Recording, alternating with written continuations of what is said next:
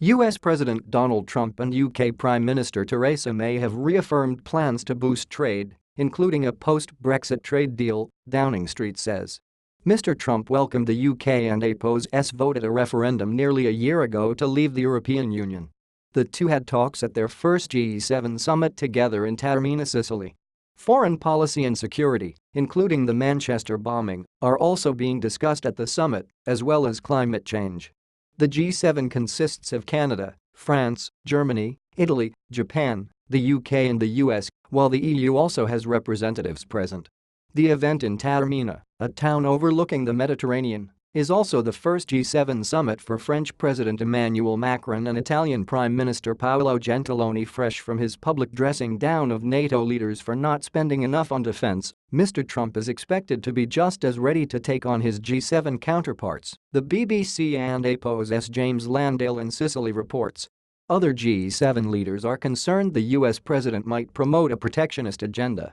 German weekly Der Spiegel quoted Mr. Trump as saying in a meeting with European Commission President Jean-Claude Juncker on Thursday that Germans were "very bad" on its car sales to the US and vowed to "stop THIS." Mr. Juncker later described the media reports as exaggerated and said it was "not true" that the president took an aggressive approach towards Germany.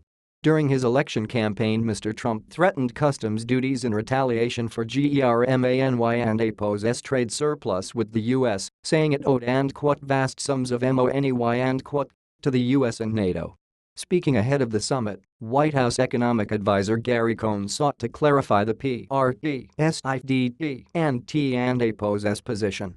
What the president means by free and open is, we will treat you the way you treat us, meaning if you DON and APOs have barriers to trade, or you DON and APOs have tariffs, we WON and APOs have tariffs, he said, quoted by Reuters. Mr. Trump will be urged not to abandon the 2015 Paris Agreement to tackle global warming, and he will resist moves to limit protectionism in global trade. During his election campaign, Mr. Trump promised to leave the climate accord, but he has since postponed his decision. Mr. Cohn said Mr. Trump would decide when he returned home from the summit. The summit comes just days after Monday and APO's deadly bombing in Manchester, in which 22 people, including children, were killed.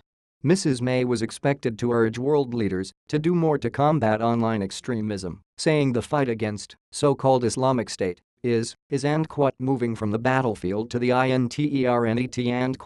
The UK government has urged technology companies to do more to remove harmful content, including extremist propaganda and bomb-making guides, from their networks. Mrs. May will cut short her visit and miss the program on Saturday.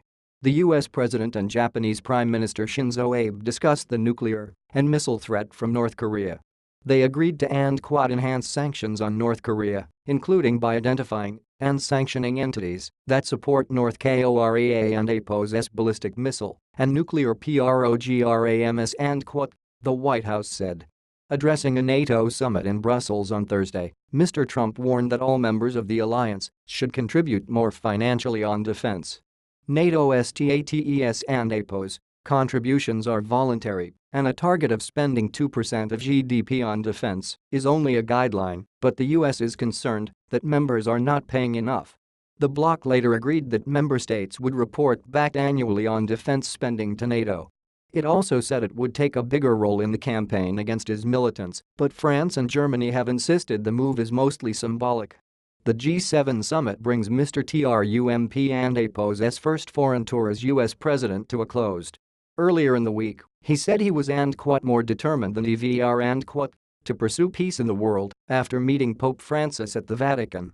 Before that, he vowed to help Israelis and Palestinians achieve peace as he ended the Middle East leg of his tour.